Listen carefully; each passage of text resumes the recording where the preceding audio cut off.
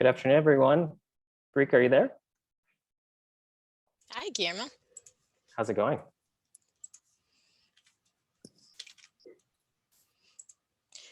It's really nice to be here with you, Guillermo, and with the audience joining us from our nonprofit groups, design studio and firms, government agencies, banks, philanthropy, and other allies in the field, near and far. We're obviously coming together on Zoom so we can be a little bit anywhere.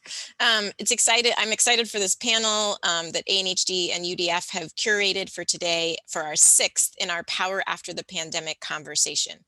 For those of you that are new to ANHD, we work to build community power and win affordable housing and thriving equitable neighborhoods for all New Yorkers.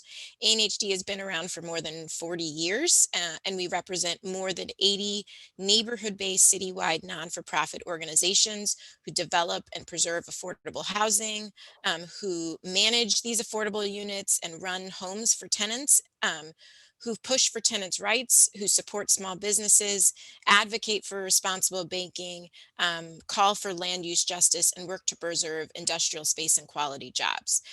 Our work and what we believe is that racial justice is housing justice, is economic justice. And for those of you who are new to the forum, we are an independent membership organization that debates the critical issues facing our city. Our fellows are designers, developers, public officials, advocates, anyone whose work really intersects with the built environment, eager to shape a better future for all New Yorkers. ANHD and UDF have partnered for our Power After the Pandemic to gather leaders in community development, urban planning, public policy, and municipal finance to discuss alternative recovery plans through the lens of community power. Last year, Power After the Pandemic included discussions on strengthening community finance in low-income neighborhoods, recentering the role of transit in our cities, and rethinking the design of housing around health goals. We launched the second cluster of the Power After the Pandemic conversation last month with a fireside chat between Maurice Jones, formerly with LISC, and Brandy McHale of Citi in a discussion on how to embrace racial equity to transform how we invest in cities. Today's event, Fiscal Futures, is going to be a great conversation. We're excited for it. Is an important discussion on how cities can recover from the economic impacts of COVID-19 and how that recovery will be shaped by both the institutions, policies, and structural challenges from past financial crises, as well as the current social movements and priorities. So we're going to really bridge some of what we've learned from history and in the past from what we're experiencing and see as realities now. Our brilliant speakers will discuss fiscal health and community health in budget strategies on how adequate and equitable investment can support a racially and just recovery, especially for our BIPOC, Black and Brown communities. And with that, I'm going to hand things off to Guillermo to introduce our amazing group of speakers. Really excited to hear this conversation. Thank you, Briggs. We're really excited to host this conversation today with 5 incredible speakers with really such kind of a range of expertise. So let me set you all up for what we have in store for you today. So just shortly, I'm going to introduce Kim Phillips-Fein, author of Fear City, New York's Fiscal Crisis and the Rise of Austerity Politics. Terrific book. I have it right here in front of me. And professor in the Gallatin School of Individualized Study at New York University. Kim will give us a very important historical framing for our conversation today. I'll then introduce Andrew Rein, president of the Citizens Budget Commission, and Xavier Briggs, senior fellow at Brookings Institution. Later on, we'll invite our 2 respondents, Jennifer Sun, co-executive director at Asian Americans for Equality, and Kate Slevin, senior vice president of state programs and advocacy at the Regional Plan Association. We have a lot to talk about today, so let's invite Kim Phillips-Fein on screen with us. Kim, are you there? Yes, here I am. Terrific. Hi. Hey, Kim. Thank you so much, Guillermo and Briggs, for inviting me to join today, and to Aruni and everybody who helped to arrange the conversation and make it possible. It's really great to be here. So, I'm going to talk briefly about the fiscal crisis of the 1970s, and then the way that the situation today is both similar and different from what the city was confronting then. So the specter of fiscal crisis, or of a crisis in which the government lacks the revenues to cover its expenses, has haunted New York City ever since 1975, but perhaps never more so than this past year. So to bring us back to that earlier moment, in 1975, New York went through the worst fiscal crisis really in the city's history. In the spring of that year, the city's major banks refused to finance or to underwrite city debt any longer, saying that investors across the country were troubled by persistent budget shortfalls, by the use of capital funds to cover operating expenses, by the proliferation of questionable accounting practices, and that they no longer wanted to purchase the city's bonds.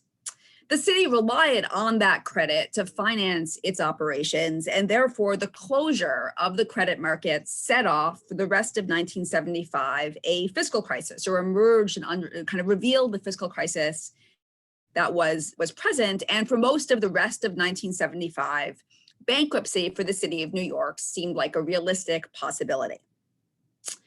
At first, President Gerald Ford declared that he would never approve a bailout or aid for New York, leading to the famous Daily News headline, "Ford to City Drop Dead." He said that the city was spending too much on social services that were not needed, that it set up a bad model for other cities and for the United States as a whole, and that the city, in a way, reflected the problems of liberalism writ large. And that supporting New York would mean supporting a politics that he thought needed to come to an end. However, default of the city was averted when Congress approved federal aid, but did so contingent on a package of budget cuts that ultimately shrank public sector employment by about 20% over 5 years that followed. The city also lost its budgetary autonomy at that moment, as an emergency financial control board gained final say over its budget, a move that was also intended to compel the city to make cuts. Now, the fiscal crisis of the 70s had various different causes: the changes in the city's economic base with the decline of industry, the flight of middle-class white city dwellers to suburbia, changes in financial regulations that made municipal bonds less attractive to multinational banks, the end of the low interest rates of the post-war years. But for the rising conservative movement and for many in the city, the primary culprit appeared to be the generous social sector the city operated over the post-war years. This was a time of free higher education in the city, a time when CUNY was expanding, a moment of low-cost transit, of public investment in arts, in parks, in public hospitals, and public health. Public sector workers in the city had only recently unionized, inspired in part by the civil rights and Black freedom movements. The response to the crisis meant with the pulling back from the local welfare state.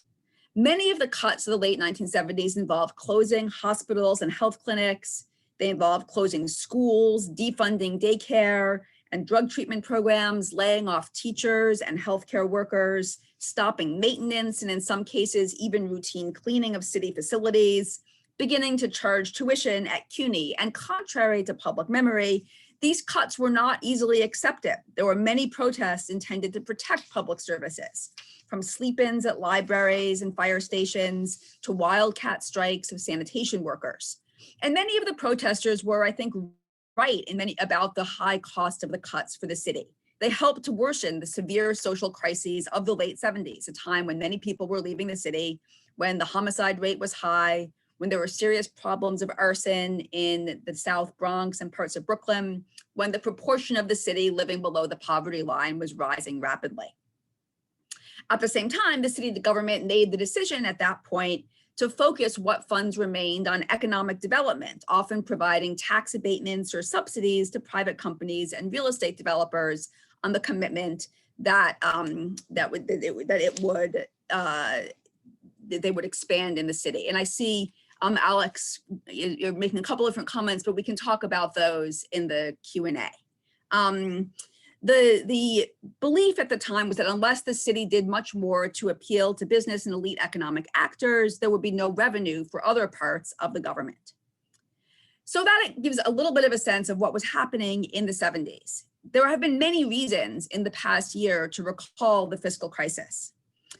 So first, when the pandemic began in 2019, the city had been enjoying very strong employment. Extremely quickly over the first quarters of last year, unemployment in New York rose to about 20%. It has since fallen as the lockdowns have been lifted, but it hovers still at, I think, around 10%, with many of the jobs that have been lost at the lower end of the income distribution. So the city has had a real economic crisis over the past year. For much of last year, it seemed that this economic crisis would likely precipitate a serious fiscal shortfall for the city government, that there would be declining revenues from property taxes, sales taxes, and income taxes, and that this would mean that the city would not have the revenue it needed to cover its expenses any longer. The city also was encountering a hostile federal government under Trump's administration. When Mitch McConnell commented last summer that states might have to go bankrupt because there wasn't going to be fiscal aid, it could not help but recall Ford's comments about New York. And the sense, I think, also last summer and last fall that the federal stimulus packages did not need to contain aid for state and local governments reflected the sense that the fiscal problems were severe in high spending blue states. That wasn't actually the case. The fiscal problems have been distributed across the country, but the interpretation recalled that of Ford in the 70s. Finally, for much of last year, Mayor de Blasio sought to obtain expanded borrowing powers for the city as a way of riding out a possible shortfall.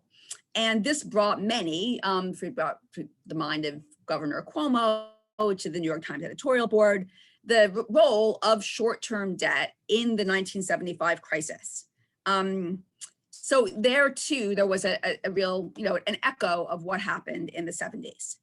Now, despite these parallels, I think there are very important differences that separate the present moment from the 70s. This is not 1975, at least not yet.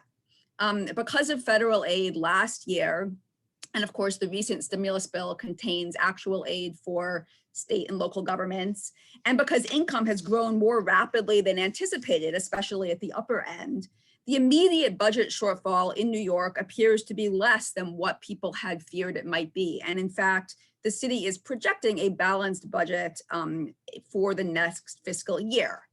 This may well not continue, as many have noted. Property taxes are falling. Part of the budget is predicated on labor savings that may or may not materialize. We don't know that yet the long-term impact of the pandemic on the city's economy, especially in terms of remote work. And it seems likely that deficits may well emerge in coming years, but I think it is important to note that we are not yet in the same situation as in the 70s. It's also important, I think, to recognize that the city's budget offices are in much better shape than in the 70s. And there's more transparency and better information than there was then. And part of the problem in the 70s was that there was there were many ways in which the information itself about the city's finances were hard to come by. Now, I think this kind of brings me to the second point, which is that in the 70s, the fiscal crisis emerged out of long-standing problems in the city's economy. And the recent recession has much more to do with the sudden immediate shock of the pandemic and the health crisis, exogenous factors, as the economists would say. And this is connected, I think, to the political situation around city spending. In the 1970s, a rising conservative movement was able to seize the narrative and depict the problems of New York as those of liberalism in general. This was far too simple then, but it is actually, I think, much harder today to put that interpretation forward, to depict the problems that New York may have over the coming years as the result simply of generous spending and mismanagement. The underlying problem is clearly the public health crisis and the issues that it has generated. And then along with that, the pandemic has really called attention, I think, to the centrality and importance of the public sector and of working class New York.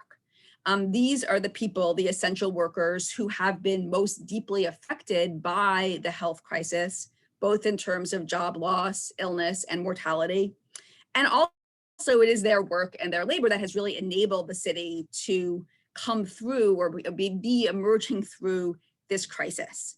Our collective reliance on public schools, on a system, a social safety net, and a functioning public health infrastructure has really never been more clear. And while there are many dimensions to this, I think the federal commitment that we have seen so far to aid, which has made which is helping to avert a much worse fiscal crisis, it acknowledges this political reality.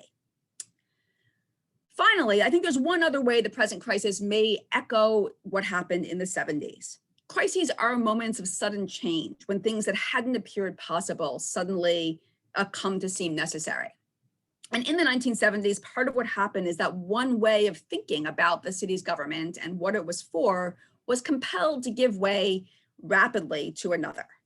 And I think I wonder, and I'm not alone in this, I think in some ways this series itself indicates that, are we at another such crossroads now?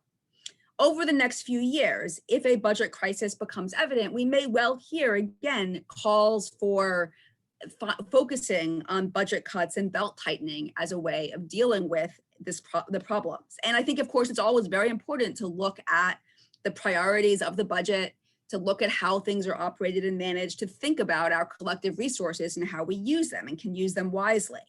In many ways, some of the social movements of the past year, especially that around defunding the police and investing in social services, have asked us to do that. What would happen if the billions of dollars that go to policing or that go to maintaining people in correctional facilities in the city, what if that money was used for other things or part of it was used for other things? How might that change the city? The questions about priorities are reflected in other kinds of development spending too. For example, the billions of dollars that have gone to Hudson Yards. And that might be, or people may ask going forward, is that a place to look at what the city should be spending money on? And then finally, I think the calls to ask those New Yorkers who have been able to become still more wealthy over the pandemic year, thanks in large part to the stock market, to contribute more in taxes to support the city at this moment, should another serious budget shortfall emerge. That too is part of that larger set of questions about priorities. But I think if there's any lesson that we can take from the 70s, it is that a kind of a turn to austerity across the board cannot and should not be viewed as a solution to the problems of the city. More than high taxes, it's public services, schools, parks, libraries, transit, sanitation. It's serious problems in those areas that cause people to migrate away from urban centers. Preserving them is critical to the future health of the city in every way, as well as to an idea of a just recovery. And as we think about what that might mean, whether there's any way to emerge from the tragedies of the past year with a new commitment to building an egalitarian New York, I think we might take from our memories of the 70s a sense of renewed commitment to building and supporting our public sphere. So I'll end there and look forward. People raise very good questions and points about the 70s, and we can come back to those as well as the present questions in the Q&A. Terrific. Thank you, Kim, for really such a terrific framing on kind of New York's past fiscal challenges and crises. And I think it's really helpful to situate and understand that the 70s and today are very two different political contexts, and perhaps we can be a little bit more hopeful in the present moment. I just want to throw in one kind of quick question, just reflecting on Fear City, which is such a kind of really terrific narrative of the many different political actors in New York City, and potentially find a little bit parallel today. I know that obviously there's a lot to cover in Fear City, but you describe some of the kind of the competing actors trying to shape New York City's recovery through the 70s, specifically kind of the role of labor unions and the role of the business community fighting to have a seat at the table. I'm wondering if you could just share a little bit briefly around that tension, if you see any kind of similar tensions today, especially. Yeah, well, that's a very interesting question. I mean, in the 70s, part of what happens is that over the course of 1975, initially, much of the city's labor movement is very skeptical about the fiscal crisis, and also about the role of banks in precipitating the fiscal crisis. And there are many of the unions start out in a much more oppositional framework. And on the other side, not so much the kind of people around the banks per se, but I think in the business community in the city more generally, there's a deep sense of concern about the labor movement. I think it's important to remember that many of these public sector unions are actually pretty new in the 70s too. And they just had less experience working with them. So there was the relationship starts out quite oppositional. However, as the 70s, as the crisis goes on, many of the city's unions actually become quite active in buying the city's debt and in certain important ways help to bail out the city with their members' pension funds. A decision that was also very controversial at the time because people wondered, did it really make sense to invest your members' retirement savings in the questionable debt of the city of New York? But the unions did that. And as they did, they actually, there came to be a number of efforts between the unions and city business leaders to work together in there were a variety of organizations that came about to try to kind of expand conversation. I think there were problems with this as a strategy for the unions, that it made it harder for them in some ways to be critical of decisions, but it also reflected, it reflected a certain willingness, a sense of kind of people being common stakeholders in the city. I should say that many of the state agencies, for example, the Emergency Financial Control Board, which is it had 4 public members and then 3 people who were appointed by the governor from private industry. That never had a seat or a spot for labor or community representatives. Unions and community groups both asked, can we have someone here? And there was never really any interest in that. So it just is interesting given the central role that the unions played in lending money to the city at this time. Terrific. Well, thank you for that. And thank you for that framing. And I'm excited to really get into the conversation and start threading in kind of New York City's history to maybe some of the parallels that we're kind of experiencing today. So I would love to invite our next 2 speakers onto the screen. Andrew, Zev, I'd love to kind of welcome you to join us on screen. So welcome Andrew Rein, President again of the Citizens Budget Commission, and Zab Briggs, Senior Fellow at the Brookings Institution. I want to first pass the mic onto you, Andrew. I'd love for you to position us today and frame some of the kind of the structural and present challenges we're facing today. What are kind of some of the opportunities for us to get out of this kind of hole that we're in? Obviously, much more optimistic time, but without the expense of major infrastructure or social service cuts that we really witnessed in previous fiscal years. Thanks very much. Thanks for NHG and UDF. And hey, if I wasn't a panelist, I would tune in to see Kim and Zab any day as well. So it's an honor to be here with both of you. So Kim, I thought that was a great presentation. Thanks. Let's just expand a little on what you were saying about the city's current fiscal situation. Spin back a year ago, and I was one of those people saying, this is, an historic fiscal crisis, greatest in generations. And it's turned out differently and for a number of reasons, but we're into our second budget cycle. So just expanding where Kim was, how have we managed the year that's, we're in, but almost completing, and what is the proposal for managing the next year? And what we've seen is because of some of these accounting practices that Kim talked about set up in the 70s, we had $5 billion in reserves that we used. Okay, yeah, I mean, that won't save you forever, but it certainly gets you over a hump. There was at least $2 billion in federal aid. And I just want to say, importantly, the cuts that would have tumbled down from the state, because the state is not in as good shape as it was in the 70s, have been mitigated for the time being by federal aid as well. But we did get some federal aid to use for budget gap closing as well as additional services, about $2 billion there, about $2.5 to $3 billion of closing the current and next year's gap comes from, pension savings and debt service and re-estimating what we would just spend normally. And think about the pension. Wall Street does really well. Well, that actually helps the city because we get to put in less money into the pension funds. And there is now some changes in the funding proposed, which even saves more money because you get all those gains up front. interest rates are low, debt service, you can refund bonds, your new bonds are at a lower interest rate, that saves you money. And then things like, you have a pandemic, you don't run summer school, you save on buses. So all that's around $2.5 to $3 billion. So it narrows it down to about 8% of the whole pot of savings, and maybe $1 billion, $1.5 billion to kind of service cuts and headcount reduction. Some of it, fortunately, is looking for the long term and trying to save money in the long term. Most of it, though, one time, and there are service cuts, but almost half of that even is for new spending needs that came up and were desired by the city council and the mayor. So we really haven't seen, although there have been cuts and there has been pain, we really haven't seen the devastation that we would have expected because we had federal aid, low interest rates, high yields, and reserves. I also think it's good to put into perspective how the budget is right now. And some have talked about, austerity from the past, and some have even characterized, we don't need austerity, thinking now we don't need an austerity budget.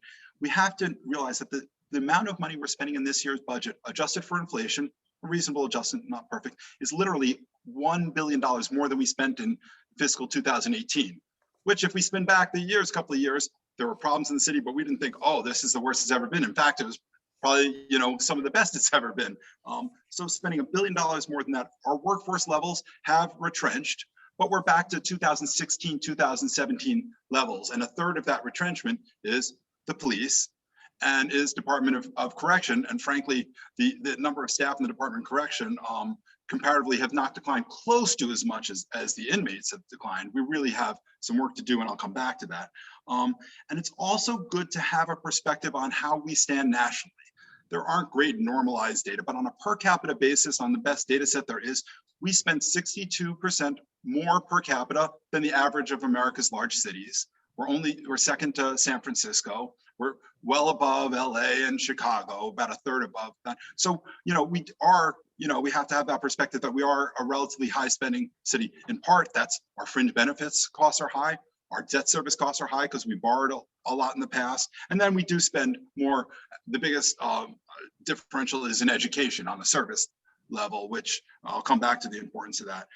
Still, we have future budget risks. And just to put it in perspective, we have $5 billion gaps after next year that are projected, $5 billion gaps, which are pretty sizable. And they don't include raises for city workers or, as these contracts phase out. So that is sizable. And up until this point, I would have said, and there's a big risk that the state's fiscal crisis is going to come tumbling down. And that, I think, we'll come back to, is one of the best values for New York City government of the American Rescue Plan, because stabilizing the state is a great thing for the city, because some things flow downhill, and this is what we see. And again, as Kim knows well, the 70s, the state was in a decent position to help, and now when we started this a year ago, the state was much worse than the city. Frankly, now it's kind of better. So we still have that fiscal stress, and again, part of it comes from a re-estimation of our property tax revenues down to $2.5 billion, a 4.3% decline year to year. We have not seen that since the 90s. That is tremendous. And that's rental buildings, commercial, retail, hotels. I mean, to see this kind of rapid weakness in the property values of the city is dramatic, and not only hits the city budget, but really describes the diversity of the devastating economic effects and how it flows through. Because when people can't pay the rent, they don't go to restaurants, they don't shop. I mean, you can see it all there, and it comes to the city in part in the property taxes. So how do you build a prosperous, equitable future? I'm really a fan of doing the basics right. And sometimes we talk about all the other things that are really necessary, and we forget about the basics. The first thing is, we're going to get $6 to $7 billion from the American Rescue Plan directly to city government. We need to use it wisely. Don't build up spending you can't afford in the future. Make sure you ameliorate some of the worst damaging cuts, because we don't need to do those now. Spread that money over the time to give yourself a runway to do the restructuring you need. It's a real game changer. And what's also important to know is a lot of the discussion about what the city and state should do, what the economists would call countercyclical spending or economic relief. The American Rescue Plan is so broad, so deep, and starts to help families and individuals and businesses, on the arts and restaurants, that it relieves some of the pressure that people would want the city to do it, because there's a lot that's going to be there. So use the federal money right, number one. And then number two is run government well. do the right things in the right way at the right cost for the right people. And if you manage the public budgets well, and it's kind of not the sexiest thing, a stable budget allows you to protect people and take care of people, because that dislocation up and down, and I'm sure many people would agree, who gets hit when those budget cuts happen? So manage your finance well, because you don't have that dislocation. And then is, quite frankly, get the most value out of every dollar. And don't believe that a dollar in is a unit of service out. Realize that efficiency matters. I managed over 7.5 years, $10 billion of city money. And I think we did a pretty good job, but it doesn't always happen. And so get every dollar, get value for the people who need it, and opportunities for improvements in efficiency abound. As I've said, corrections, we have much too much staff. Sanitation routes, the trucks go to the tip without being fully loaded. Why? Because we can't change our sanitation routes. Management and labor needs to fix that together. So management and labor coming together to increase efficiency. So then you have an efficient government, you focus on the right things, you use the federal money wisely, and then you focus on important services for all New Yorkers that'll have broad constituencies but really help. I would think, and I believe, in equitable recovery, and that would be core services. Education, we're having a very important discussion about equity and desegregation, but we need that accountability and quality discussion to be part of that. If we need more good schools for all of our kids to go to. NYCHA, we need to fix the operations, as well as get a consensus on how we're going to get the $40 billion of capital needs. Right now, there's discussions at the Fed, but it's not part of potentially the infrastructure plan. There's a plan, NYCHA 2.0 plus, it's preservation trust that we support. I, in fact, was on a task force for a couple of years in Elliott, Chelsea, in Manhattan, to come to consensus on tenants adopting RAD, allowing infill development, because they've realized, when we had those discussions 3 hours every Tuesday for a year, they realized if we adopt these things, we can actually have better apartments and protect tenants. That's part of the compact, has to happen. NYCHA, health, public health, preventing and disease, and preparing and dealing with epidemics. And of course, H&H, getting the value there, which we can benchmark against safety net systems. Public safety, we've talked about. Sanitation, we've talked about. So make sure quality core services and focus on the right priorities. Boosting housing production. We've had some housing production, but frankly, we've lagged behind other cities that have grown. We don't have enough diverse housing in enough places, and there are strategies, planning for growth, zoning for growth, if different types, different parts of the city. It's not a this or that, it has to be all of it. And we need the state to foster suburban transit-oriented development on mixed income housing, because this is a regional market and it helps decant the pressures in the city. And again, we have a fair fares program on allowing people who can't afford the subway token to commute. I still say token. Telecommunications, and frankly, all this, I will say, getting back to the budget, we can do all this without raising taxes if we do it right. Use the federal money right, focus on efficiency, the right things. And I do also want to say, the pandemic has taught us certain things, and we should learn those lessons. In terms of outdoor dining, if we had said 3 years ago, we want an outdoor dining system and change the streets, we would have had a 3-year bureaucratic process that probably would have ended up with no. It was only because we had to do it that happened. Use these lessons, and use like that lesson where I was on that NYCHA task force. Get people together. We need that real social compact. Everyone's got to come together, and that'll be the equitable recovery that we need. Thank you, Andrew. You point out some major hurdles, but a ton of great ideas as well for the incoming mayoral administration. In the coming year, you also kind of point at that specific tension of the expansion of the budget and versus kind of reprioritizing through efficiency. So I want to just pass the mic on to Xav. I'm hoping you can kind of help situate us, given your knowledge on federal policy and some of the challenges even other US cities are facing. I'm hoping you can share some thoughts on how we need to start rethinking reimagining budgets and city investments, moving past the pandemic, given this obviously moment of racial reckoning, calls to defund the police, the widening of the racial wealth gap. Kind of curious to hear your thoughts. Well, Guillermo, it's great to be with you. Thanks so much for including me. And I want to start by saying, for all of us who care about an equitable recovery, who care about promoting equity with growth. And in fact, equity is one of the keys to growth, as opposed to accepting this either or.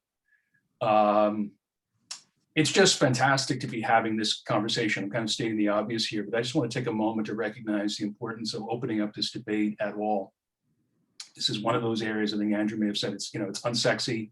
It's got some technical aspects to it. It's true. But we've paid a real price, all of us who care about equity in America and extreme inequality, when certain parts of what government does or how it functions just get sort of walled off and aren't open to debate and to conversation. You see that with things like federal tax reform, right? That's one reason we don't get it very often or get it in a progressive direction. It's true of the minimum wage, don't go there. Any increase will just destroy jobs. That was the dominant political narrative for many, many years, and it sort of shut off conversation. So I'm just excited that we're having this conversation. This is one of those, if not now, when kinds of things. This is exactly the moment to lean into the range of issues we're talking about. And I just want to underline and lift up a couple of things.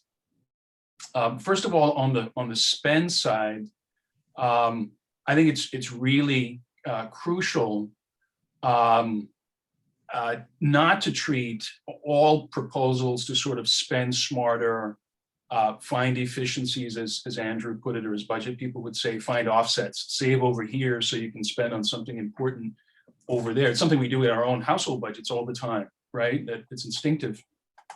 It's important, I think, not to treat all proposals in that arena as a fig leaf or a Trojan horse, whatever metaphor you want, for what Kim described, the kind of late 70s, very cynical, let's slash public services, sorry, but we have to, this is liberalism run amok. I worked in the South Bronx in the early 90s in the wake of all that, and communities had been devastated by people sort of taking an axe to public spending on critical things like primary healthcare and community centers and much more. And it's devastating, and it's really hard to come back from. But not all proposals to save are that. And Andrew gave us a great list of places where one could generate substantial savings and then reallocate to higher priority stuff. But I really want to pivot for a moment to and I really want to emphasize the where the money comes from side, the revenue side of the picture. I think this is in particular an area where we're asked to sort of treat that as too technical, immovable. The realities just are what they are. And that conventional wisdom is wrong. And let me be specific. Number one, yes, of course, property taxes are a big part of how New York City and other cities in America pay for services and everything that they provide. Well, the conventional wisdom is what's been labeled, it was a New York City researcher who came up with this label many years ago, the growth machine model of urban finance and urban revenues, in which you focused on the highest revenue, real estate development, has caused us enormous problems. And it is fantastic that we've had a very healthy debate about that. I think now we need to sort of lean into this moment. And in addition to being able to be very forceful and forthright about what we don't want, what we think does not serve all New Yorkers, to build a coalition that articulates an affirmative vision. What is the alternative growth model? What does it look like exactly? To serve all New Yorkers and help to fund the budget. That's a really important pivot or a building on what we've done so far, and it's needed in small towns and small cities across the land, not just in big cities like New York. Number two, the state is an important source, but it's also an important constraint. And that's, again, not just true in New York, but in states across the land. Whether you're a big city or a small town, you're a legal creature of your state. That's a fact of the way our system of government works in America. And even pre-pandemic, we saw an increased attention among advocates across the country, especially those interested in equitable development of cities, increased attention to the way states have been preempting cities from doing important things in a whole host of areas, environmental and labor standards, things like the living wage. We're raising wage standards in part because for a long time. Again, state and federal minimum wages were stuck, and we were told to not touch them. But cities tried to take the lead, and state houses have been preempting and shutting off a lot of that. I think one of the things that's clear to me, one of the things we need in this inflection moment where the stakes are so high, but we're asking these questions that haven't been asked in a long time, and of course doing it in an election season here for New York City as well. Cities and towns across the country need more fiscal autonomy and flexibility from their states. Of that, I am absolutely convinced. We can debate the specifics of that, but they need more flexibility to raise revenues in a variety of ways. And then there's the federal government. And on one hand, the place to start, it seems to me, but not stop, is of course federal spending and federal aid. Some of it direct to local governments, some of it through states or other channels. If we go back to Kim's wonderful framing of the history and a comparison then versus now, real inflation-adjusted aid direct to cities is down since the 1970s through very deliberate policy choices. There are all kinds of ways that federal spending ends up in helping families through things like the safety net and of course the ACA, et cetera, but I'm talking about federal aid directly to local governments. Those were deliberate policy choices, and they're getting questioned right now for a whole host of reasons. And that's a really, really good thing. There are a couple of things that I want to see happen. Number one, it is insane that we're one of the only advanced economies in the world that has no so-called fiscal stabilizers, wherein the federal government, in other words, recognizes that its states and its local governments are much more fiscally constrained than the national government is. For one thing, they can't print money in the way the national government can, and they don't have the same borrowing leverage that the federal government does. We could have stabilizers that kick in automatically when there are abrupt downturns because of something like the pandemic or a superstorm Sandy or these kinds of things. Again, one can debate the fine points, but state and local governments are also huge employers. They're huge buyers of goods and services and providers of service. And it's insane that, fall-offs in the economy or drops tend to feed into recessions, to be pro-cyclical, to use some of that shorthand from economics as Andrew did. We ought to have fiscal stabilizers rather than hashing out some custom bespoke, mechanism every time there's a crisis with the label bailout being thrown all around, et cetera, et cetera. Again, let's be grown-ups about the conversation and acknowledge that there are trade-offs, but there are smart ways we could have stabilizers. The last thing I'll say, though, is that let's not forget the federal government and indeed the state as well, they also help to determine the city's expenses, not just aid that it receives. We have been a country for many decades now. This predates the pandemic by many years. Kim, I would argue, even predates the 70s fiscal crisis. We have been a country that, because of our patchy national safety net, often miserly politics of public investment and human investment, we've asked cities to be gap fillers in a whole host of ways. If we had, again, what everyone thinks of the ACA and its evolution going forward, if we had things like universal health coverage, if we had things like affordable higher ed for all, as other advanced economies did, New York City wouldn't find itself needing to spend so much directly on some of these areas just to ensure decent care and dignity and opportunity for its people. So I think that's something too that we should not lose sight of. I'll stop there. Thank you, Xav. We're really, really excited to talk through what kind of an alternative growth model could look like in New York. I think especially as we bring in our respondents just shortly in a couple of minutes. So I just wanted to ask one or two questions just to get the conversation flowing. I think maybe I'll start off specifically, since just kind of picking up where you left off around the kind of federal aid and support. And maybe this is kind of even a question for all of you. We're going to obviously be seeing more than expected kind of federal aid coming into New York City from the American Rescue Plan. But I think more specifically is how can we ensure that that aid goes to the communities and infrastructure most in need? I'll start. We all were polite. Let's look simply at the two buckets. One is, the definition of where the American Rescue Plan is going to directly affect, provide aid and credits to, families, individuals, and to businesses. And obviously that's directed at the federal level, and it's directed a lot of places, and it's by historical standards, pretty generous. Of course, there are going to be holes, which always disturbed me when I see the, too much here, too little there. I guess that's the efficiency gene, but it's going to have that effect. And quite frankly, the stimulative economic effects will actually help the city budget, as they did, with the CARES Act originally. And OMB did a calculation, I think at one point, saying, it drove, $40 billion, I can't remember, of economic activity, which was this much revenue. It will have that effect. Then the question is how the city uses the money.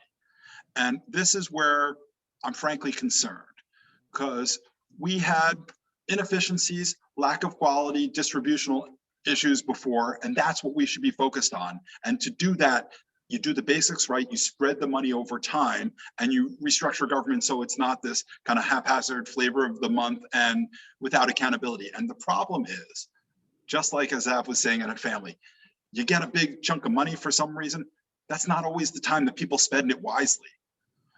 How do you spread it out over time? How do you make sure you can start a rainy day fund so you even have more reserves next time? How do you use that money to improve the quality systems in education, in public safety? That's really the key. And what I think the temptation is to say, oh, well, we have all this money, we don't need to do that. Here's all these new programs. And then, of course, we turn down the road, in 18 months, and we don't have the money for those new programs, and we still have the same problems we had before. And that's where I'm concerned, but the opportunity is tremendous. Zab, Kim?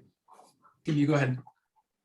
Well, so I guess, well, first of all, I would say I'm a historian more than a kind of scholar of the contemporary politics of the city. So I guess the first thing I would say actually, though, underlines what Zab was saying there at the end.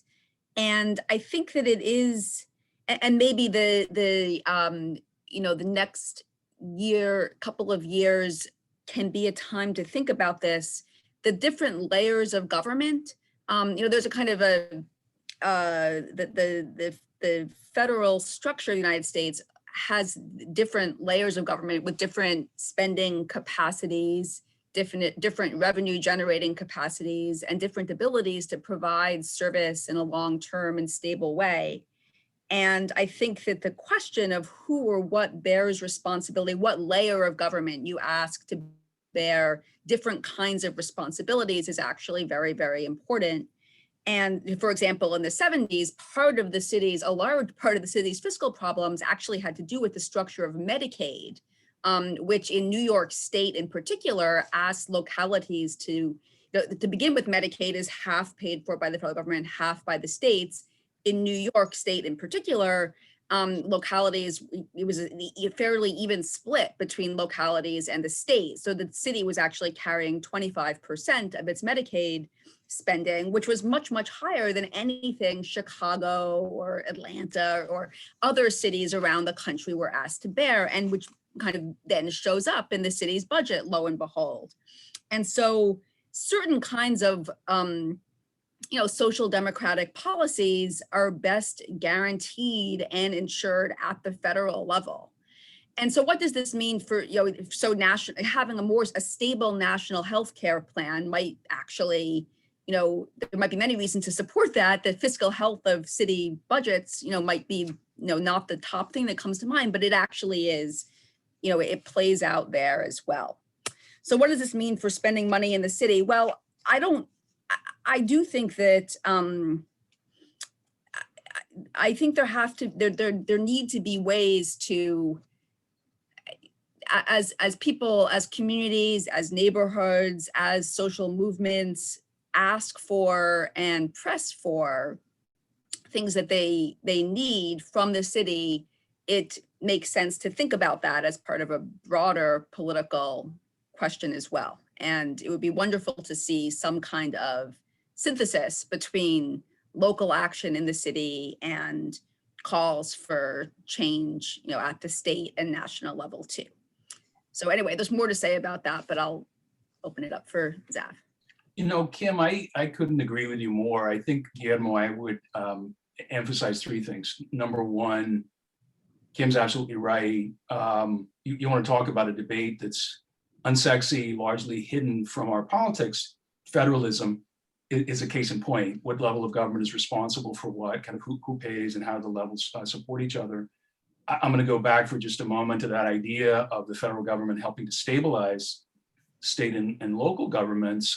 With a couple of collaborators at Brookings a year ago now, early in the pandemic, I put out a short piece on the need for and the case for state and local aid from the federal level, making this point that unlike the other advanced economies, we don't, automatically sort of step in. And I just want to make that very concrete. The single biggest source of federal aid to state governments is the Medicaid cost match. You don't need to be an expert on healthcare finance to notice that a nearly $400 billion figure matters for state governments across the land.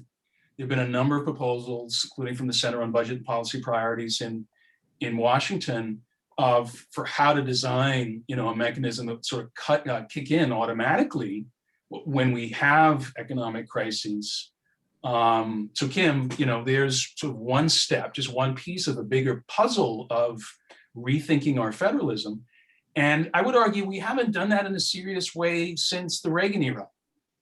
This was a key governing plank for Nixon. This is where the new federalism comes from. His speech in 1969, early in his first term. It was a key for Reagan. It was a key part of how he re-architected the federal budget, of course. We haven't really reopened the conversation since then, as a public debate, I mean, be outside of seminar and fiscal experts kind of arguing with each other, et cetera, et cetera. So it is high time that happened. And number two, I would argue that we have in Andrew and Kim's insights in particular, the makings, Guillermo, of a set of principles. There's, a sort of draft set of principles, a budget framework for equitable recovery. 3, 4, 5 leading ideas to guide specific decisions about the kinds of things Andrew talked about in his remarks a moment ago, not just what you spend on, but when you spend it and how you think about your time horizon, just as individuals and families do in their own lives. The last thing I would emphasize really quickly is human rights. It may sound a little odd to bring that into a budget conversation, but that's the very reason to do it. I spent some time years ago in communities in other parts of the world where, I'll just put it this way, their constitutions were written in the 1980s, not the 1780s. And they have robust social and economic rights. This is in South Africa, in Brazil, in India, and other countries. These are not simple pictures. Their politics are hard too. But one of the central ideas of bringing human rights into the conversation is to say, it ought not to be the case that one community or one group or one set of places are always asked to pay the price for austerity or limited resources or fill in the blank. And I think that, to me, one of the principles in a framework, for governing the city differently and for leading an equitable recovery ought to be that there's certain floors, certain thresholds below which no community in this city is asked to absorb asked to absorb the cuts. That is not the same as saying, don't cut anything anywhere. As Andrew said, that's self-defeating. You actually do want to find savings where you can find them. But it's to say there's certain standards for fair share and for treating communities equitably. And we ought to move ahead treating those as sort of hard and fast rules for governing. Otherwise, it will always be the case, that certain communities are asked to pay the price and to wait endlessly for the justice that's supposed to come. Thanks, Ev, and thank you to all. I think it's interesting kind of just hearing this conversation start, that from the pandemic, we're starting to see maybe a bend in the arc, maybe towards more fair growth. So I know we're really getting into some interesting discussion. I want to welcome our two respondents onto the screen. We have Jennifer Sun, co-executive director at Asian Americans for Equality, as well as Kate Slevin, Senior Vice President of State Programs and Advocacy at the Regional Plan Association. Do we have Kate? There we are. Hey, Jennifer. Hey, Kate. Thanks so much for joining us. So I wanted to open it up to each of you. Thanks for joining in as respondents. Both of you kind of bring in some really terrific perspectives kind of to add to the discussion. Given kind of the disproportionate impacts of the pandemic in New York City, across the country, and then even more recently in just the past 2 months, as we're seeing specifically with the Texas winter storm, how has chronic government disinvestment in people and in infrastructure left specific neighborhoods and communities ill-equipped to handle the current and future crises? So big question, health, economic, climate crises. Maybe we can turn it to you, Jennifer, and I'll be a little bit more specific. How can New York City ensure a racially just economic recovery after the pandemic for the city's working class immigrant communities? Yeah, thanks, Guillermo. And thank you for inviting me to be a part of this conversation. And I really appreciated hearing, I think, the question about, what is the role of government and how can government be more effective?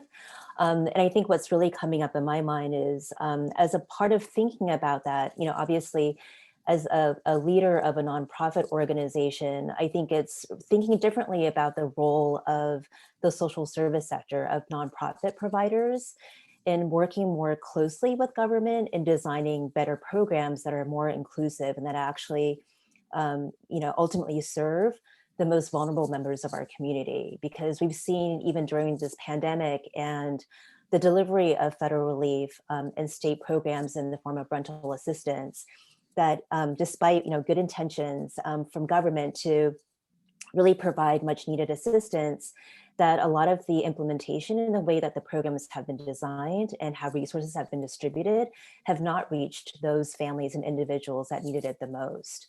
So an example of that is, with rental assistance. And so the state rental assistance program really relied on nonprofit organizations to be able to reach, non-English speaking low-income tenants, to be able to understand that the program was available and to actually help them apply for the program.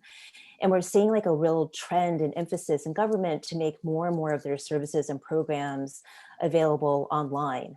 But that, I think, raises an increasing sort of concern of really exacerbating the digital divide in our communities. And our communities continuing to be left out, both because of the lack of access to broadband, to laptops, computers, and smartphone devices, but also the limited digital literacy for a lot of working class immigrant communities to even participate and access services. So I think we have to be really careful, with government continuing to shift and sort of overly rely potentially on technology. Technology can certainly, potentially increase access, but it also has its limitations. And so I would argue that there really needs to be an investment around digital literacy and broadband access, as well as just more largely really investing in people.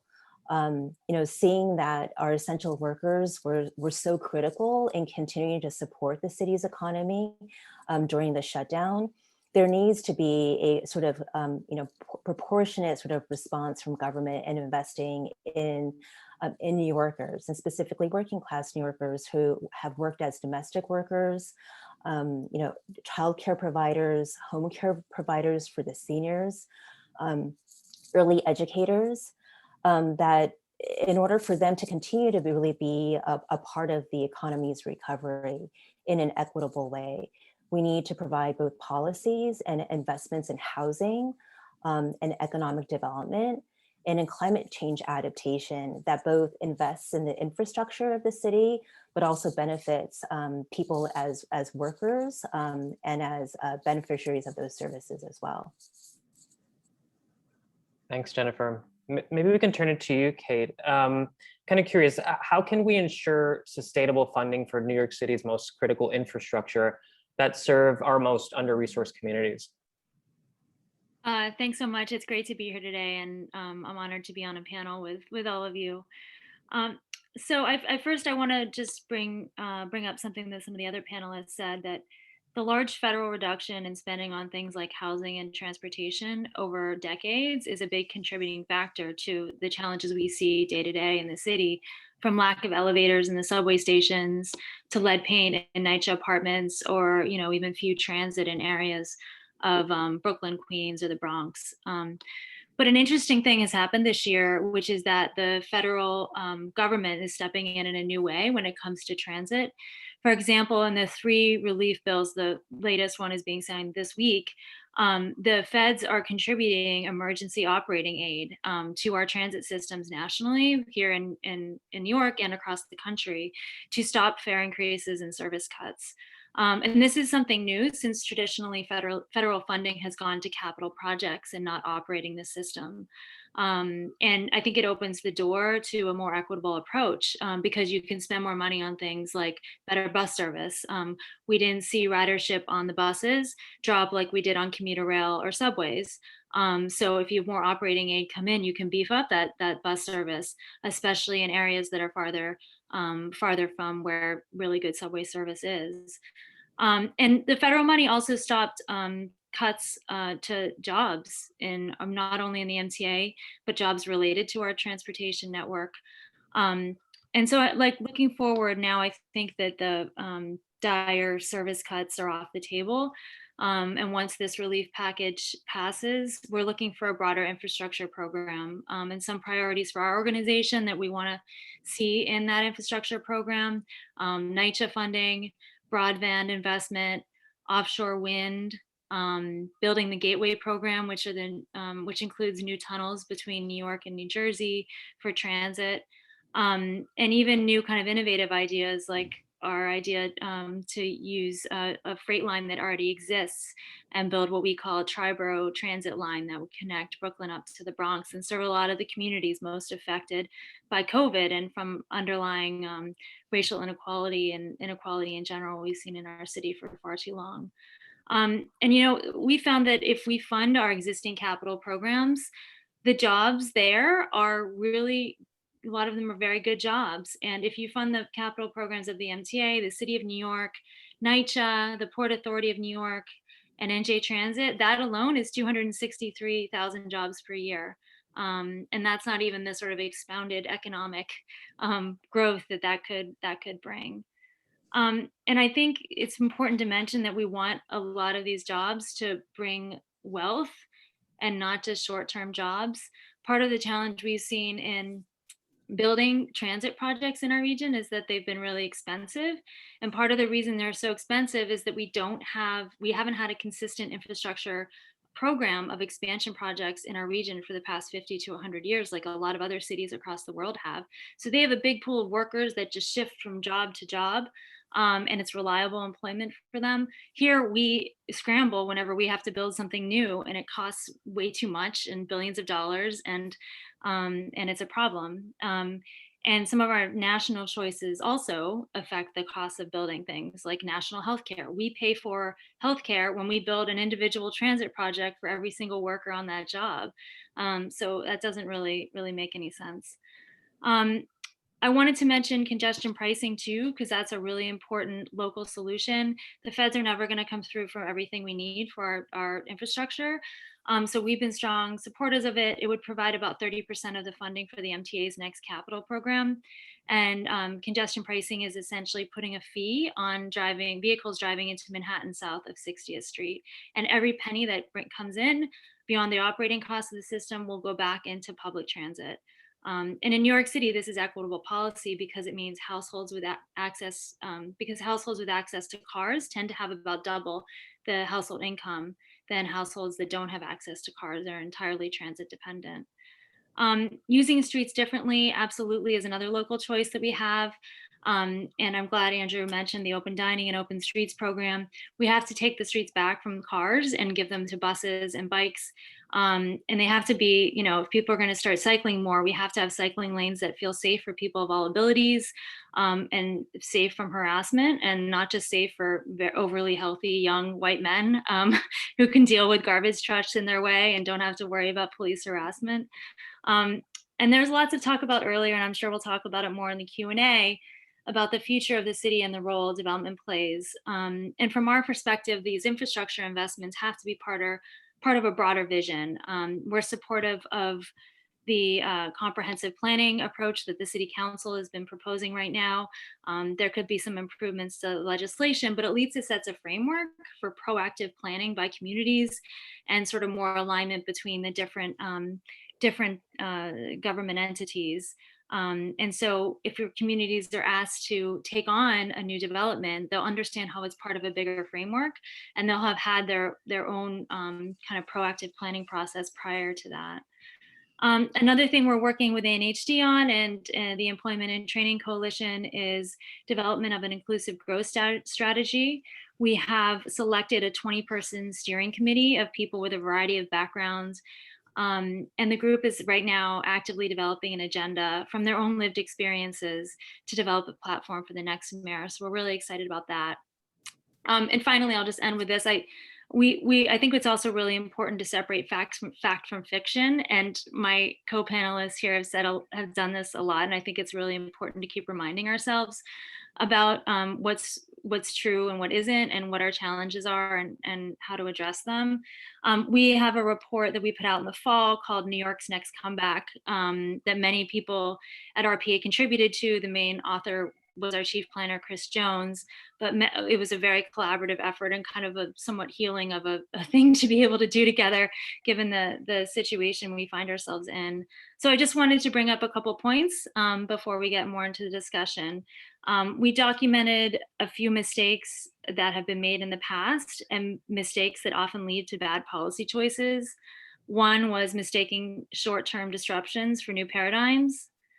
Two is thinking of the city and suburbs as a zero-sum game. Like Andrew said, our housing, employment, family, social connections are really regional issues. Three, confusing national and global trends with what is unique to New York. Four, assuming a rising tide will lift all boats.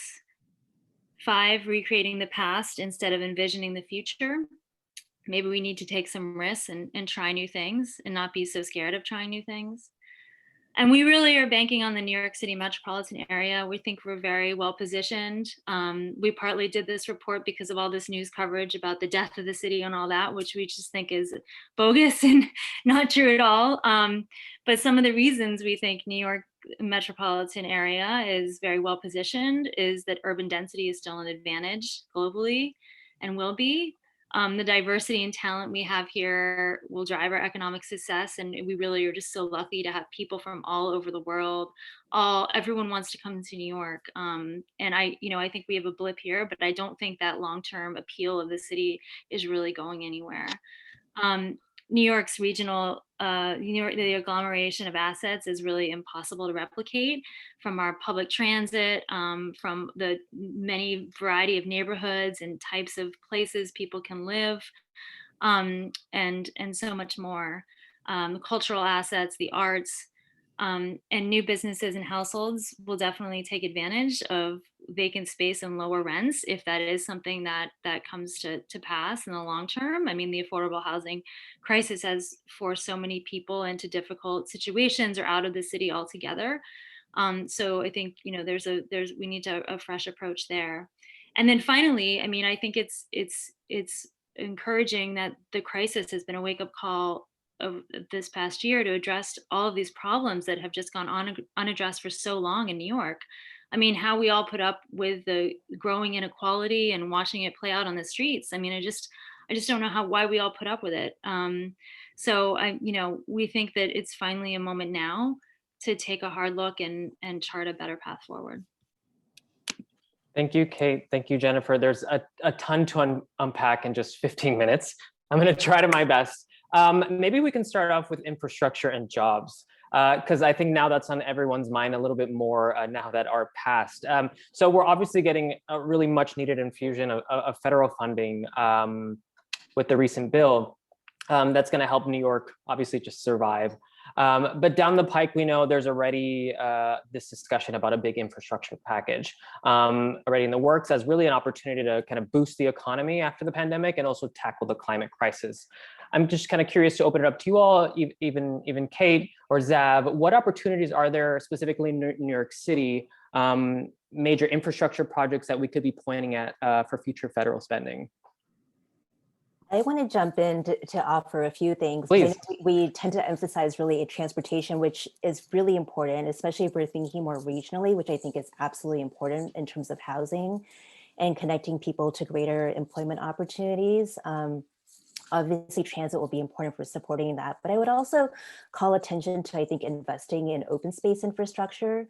You know, in prior administrations, there had been a concerted effort to really invest in stormwater retention and diversion, you know, as a part of our open space system. And while that continues to be really important, I think it's also investing in park maintenance. We sometimes forget about the maintenance of what we actually invest in. And that maintenance is actually critical for the you know, capital investment that we make to actually perform in the way that's been designed and to actually be effective in climate change resilience. So I would argue for investing in more open space. And I think, you know, there is a political and public will that would support that, now that there's sort of a renewed appreciation from New Yorkers on how vital our open space is, but it's also important from a climate change perspective. I think also, as other speakers have mentioned, investing in NYCHA and deferred maintenance repairs is absolutely important, and integrating energy efficiency as a part of that to also reduce operating costs that then support the long-term sustainability of NYCHA's portfolio and overall benefits for the tenants who live there. I would also argue lastly for food infrastructure to be invested in. I think we also saw through the pandemic how important our city's food distribution system was. And I don't think that's just sort of in an emergency crisis situation. I think long-term, there needs to be continued investment in repairing and modernizing cold storage space. You need places where in the city or proximate to the city, you can aggregate and distribute, especially locally grown produce and process meats more efficiently in a safe way. And so there's a large city you know, food distribution system in Hunts Point in the South Bronx. And I think that deserves a lot of additional investment as well. Thanks, Yeah, I totally agree with Jennifer. And I really hope that as the infrastructure bill is developed, it's not just transportation, even though, my background is largely in infrastructure and transportation, but infrastructure also means housing, NYCHA, it means broadband. I mean, gosh, like what has this past year taught us? That an unequal access to these things just has such a long-term effect on people. So we're really hoping there's a broad investment there. And I do think, offshore wind is a new industry for us to develop in our region. And we're actually very well positioned for offshore wind because apparently it's very windy here. But we have to bring those, as that industry comes in, we have to be training people locally to get those jobs and make it as, a local thing and not just attracting people from other parts of the country and world. So I totally agree, Jennifer. I'm glad you brought that up. Thanks. I see Kim's hand raised. Yeah, no, I think yeah, what both of you just said is terrific. And just picking up on Jennifer's point about food, I think there is also a whole question of investing in care and in the care economy, and in kind of the more human parts of infrastructure, of schools, educational facilities, daycare. So I think I would love to see that be part of this too.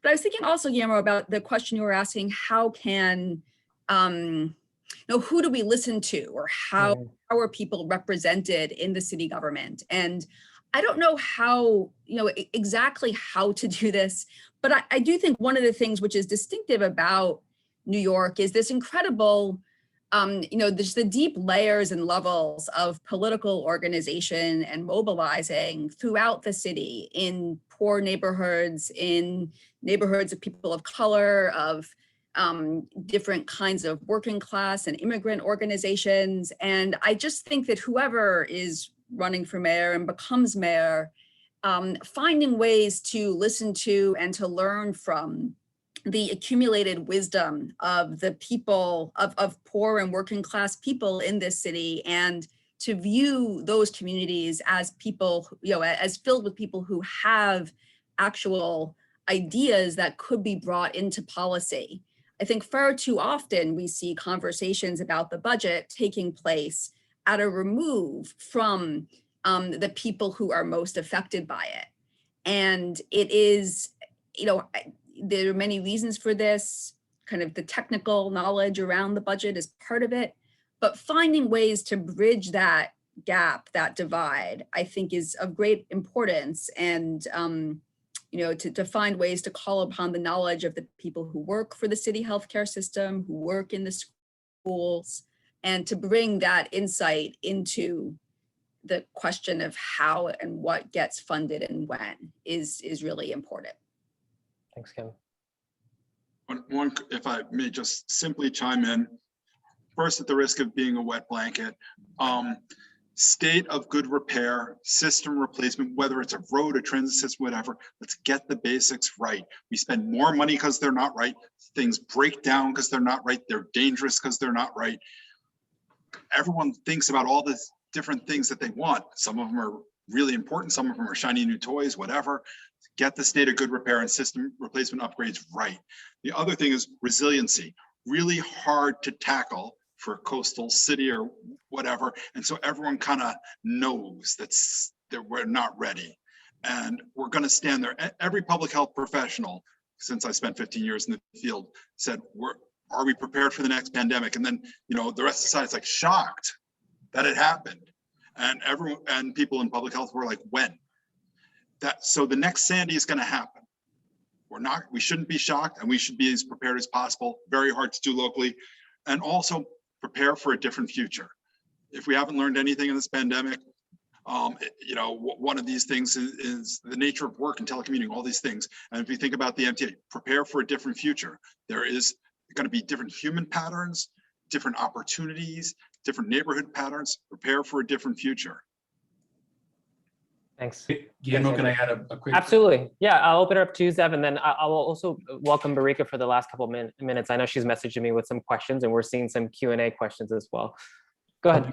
I'll be super brief. I strongly agree with my fellow panelists, including Andrew's fix it first principle and his reminding us of the urgency of resilience, especially climate resilience. I'll note there that, arguably the major constraint in terms of making New York City climate resilient, and same is true for other communities.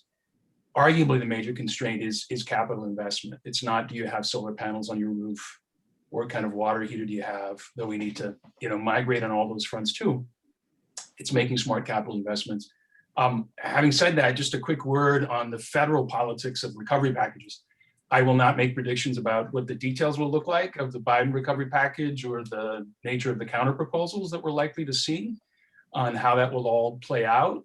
I will just note that it would be enormously exciting and consequential. I think we see small and medium-sized cities showing a lot of leadership on this. Imagine a national conversation about these issues in which some of the country's biggest cities that start with New York, Chicago, LA, the big three, were to very vocally say, we reject this rural-urban binary. We reject zero-sum politics that pits us against each other and in very partisan, lose-lose kinds of ways. The digital broadband gap, just to name one, is rural and urban. Got critical investments that get them done at last. It saves lives, it's an investment in the future economy, et cetera, et cetera. And that's just that one area. As Kate and others know, it also extends into transportation, power, stormwater, these other areas as well. I think that kind of a politics to change the conversation at the national level is linked to what we want to see in the way of equitable recovery. And lastly, so is the conversation about connecting, going to the bottom up now, connecting the conversation about community infrastructure priorities to participatory democracy, the chances to engage in your own community and what's most important, and grappling with why it's important, who's served, and what you want your public officials to prioritize in the way of infrastructure investments. That, after all, is where participatory budgeting, born in Brazil nearly 30 years ago now, that's where it began. Community infrastructure priorities, bricks and mortar. It's tremendously catalyzed and engaging for people, and I think there's a lot of potential there.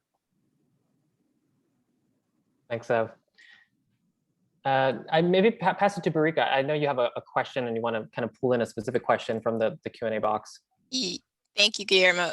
Yes, so we've got a question from the audience, and I think this speaks to some of what came up before around the growth machine of urban finance and continuing on that vein.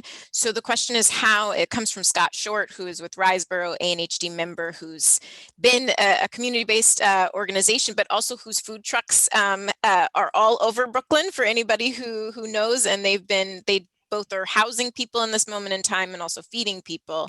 They're asking how worried should we be that the higher taxes, about the higher taxes push to keep the wealthy in New York City, right? There's this conversation of we have to bring the wealthy back, or if the wealthy flee New York City, what does that mean for our underlying revenues and for our expectations of budget? And how worried should we be given the rise of remote work? Because I think this impacts kind of where everybody is right now of how much do we need to be in a chase after the wealthy in this moment, or can we start to rethink a different budget framework?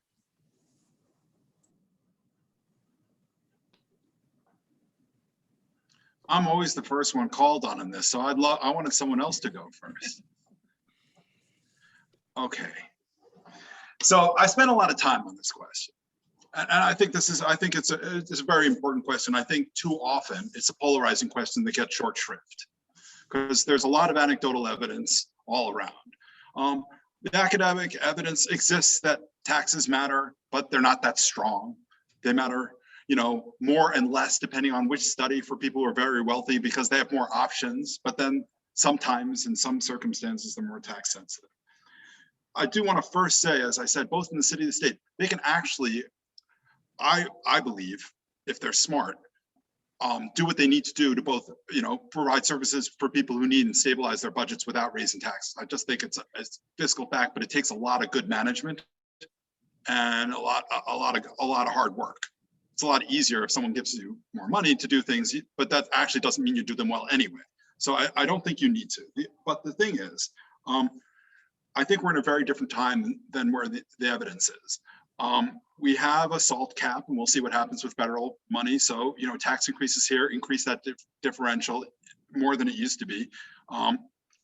We have the discussions are to vault us, far above to be the highest, combined marginal tax rate in the country, and that difference is bigger than those other studies in a different situation. And we have, the flip side of some people are doing very well in this economy, and a lot of them happen to be doing very well, not sitting in their apartment, maybe in Manhattan. And that is kind of, that's a situation that I think we really have to take seriously. Because if people realize, hold on, telecommuting, running a business, it's actually viable, feasible, it works. And then there's also a court case, the New Hampshire, Massachusetts court case, where New Hampshire said, wait, hold on, these people aren't even going into Massachusetts to work. Why should they be paying your taxes? So there's a lot of risk. So I think we need to take that risk seriously. There's no question that people have for years paid higher taxes for the values they find in New York City, whether it be the amenities, government provided or social amenities, agglomeration economies, as Kate said. There are plenty of things. The question is, what's that tipping point? Now, everyone has more millionaires than they did before. Incomes are rising, and they're rising disproportionately at the top. We all know these charts, but we have fewer of those millionaires proportionally from the country than we used to. There is also more of an exodus of people than in other places, more from the Northeast and more from of that income from the Northeast. And people never really ask the question of, hold on, if those people didn't leave over the last 5 years, how much more money would we have for our needs now? So I think the risk is real and the necessity is not. So given that circumstance, I don't think this is something we need to do. And we can go into other specific different types of taxes, but I do think the risk is real. I think it's hard to quantify, but that doesn't mean it's not real. And I worry about being wrong, especially when we don't need to. Kim, I'm kind of curious to hear your thought, because I know in Fierce City you kind of lead that issue of white flight, especially on the impacts of not only kind of macroeconomic policy, but also specifically kind of federal housing policy. I'm kind of curious to how you position that, especially through a historical framing. Right. Well, I think with the 70s, or one of the things that is different is, there was a migration out of New York in the 70s, which was heavily slanted towards white New Yorkers and towards upper middle class New York, kind of middle class and upper middle class New Yorkers. It's a little different than the scenario today, because I think what Andrew is talking about and what a lot of the debate has been about in New York over the last year is not really so much exactly about the upper middle class. I mean, I think people conflate different things. In the 70s, I don't think the issue was that very wealthy people were leaving New York, and that the tax base was being hollowed out because extremely wealthy people were departing. It was a broader, a broader shift of population, and it was also driven by, I just don't think the evidence exists that it was driven by anxiety about taxes. I mean, it had much more to do with policies that favored or that made it advantageous to move to suburban communities. It had to do with that. It had to do with a sense of the city services being in decline, and it had to do with kind of the range of anxieties and fears about property values and race and the decline, the wealth people put into their homes. And so I just think it wasn't really about high taxes in the 70s driving people out. So I don't think that looking at the 70s and saying we should not raise taxes on, and a lot of the tax proposals circulating around Albany now are really focused on very high income people in different ways, and on, second home, second apartment taxes for the city, on the stock transfer tax idea. So they're looking at the unusual fact of the creation of this, the presence of an extremely wealthy group of people. Now, I think that, and I guess I would say, as Andrew says, the academic evidence on this is mixed. There is evidence that upper income people are less likely to leave the places they live for many reasons. I think what makes people anxious about New York now is that the city relies heavily on the income taxes paid by, or people kind of present the situation where the city is relying heavily on the income taxes paid by a very small group of people. What if that very small group of people decides to go elsewhere? And I guess, I think that it's possible to become extremely anxious about this question. I guess my tendency would be the opposite of, to say, to look at the whole picture, but not to be, so anxious about it that you don't think about how, the people who have been able to become the wealthiest over these years in New York might be able to support the city in a crisis if need be now. I just think putting that off the table because you're afraid that they might leave, I think it's just a very undemocratic way to think about running a city, a society. So, yeah. Thank you, Kim. So I know we're 2 minutes over time. Final lightning round question. We're in a big election this year. 3 words. What should the next mayor do and lead in order to create a just recovery in New York City? 3 words. Andrew, do you want to go first? If not, anyone else can jump in. Oh, you're muted, Andrew. Andrew's muted, therefore I'm going to jump in line. Jump in's up. It was a strategy. An innovative budget that lays bare these questions, which are long overdue. Okay, great. Over 3 words, but that's fine. Anyone else? Quality forward thinking. Good one. Invest in people, especially immigrant New Yorkers. Okay, Kim. I'm not the 3. I've never been good at titling things or 3 very short answers. But yeah, I mean, I think listening to people. I would say engage people and fun things that make their day-to-day lives easier. Terrific. All terrific ideas. Well, I just want to thank you all so much for joining Guillermo. us today. Yes. I'm so sorry, but I've got Kim's 3 words I can't resist. Beyond Fear City. Nice. There you go. Terrific way to end.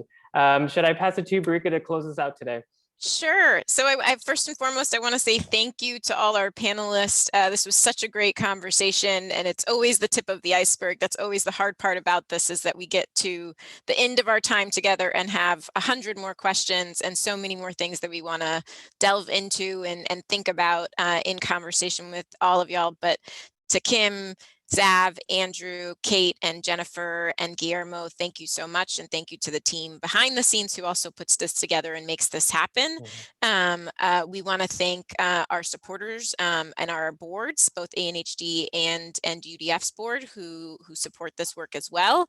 And say thank you to everybody for attending, for continuing to be in conversation and dialogue with us around these pressing issues. We named this Power After the Pandemic when we started, and clearly we're still in it. But I think the concept and theory of we can come out of this more powerful as communities and as neighborhoods is still really the core intent behind this. And so that's what these conversations are about. How do we come out of this in a more powerful position?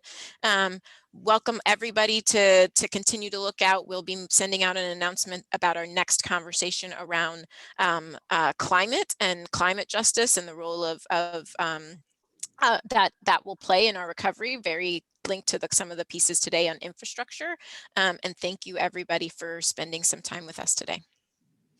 Thanks so much. Thanks everyone. We'll see you soon. Thank you. Thank you guys so much.